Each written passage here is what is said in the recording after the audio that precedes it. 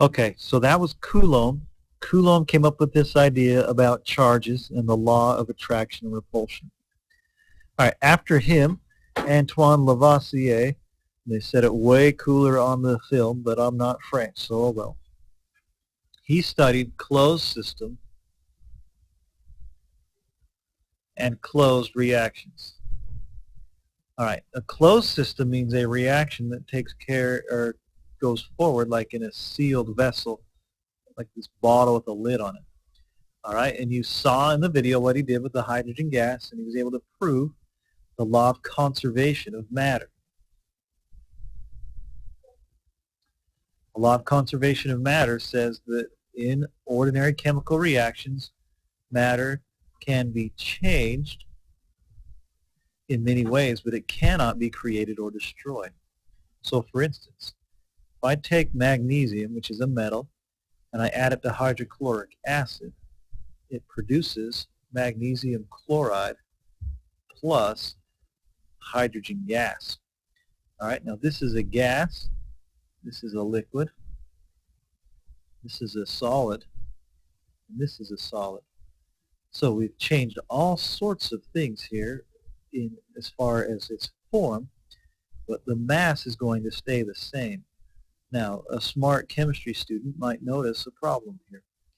There are 2 chlorines there and 2 hydrogens there, but only one of each over here.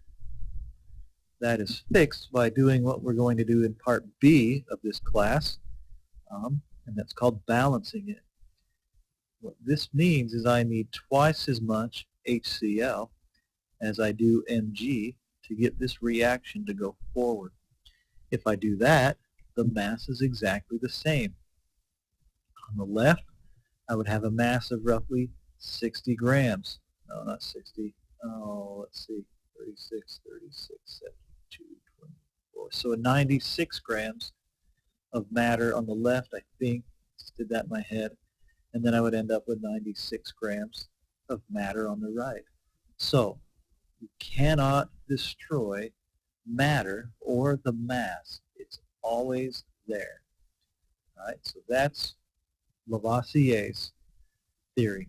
Then Joseph Proust comes along, and he's observed that specific substances always contain atoms in the same ratio by mass. This came to be known as the law of definite proportions.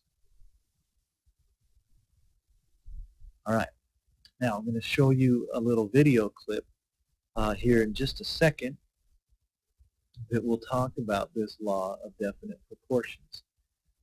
It's a little bit over your head. It's from my AP book, but it makes pretty good sense, and I think that an astute chemistry student who's bored out of their mind and wishing that their teacher would make these videos might be able to follow it and be interested in it.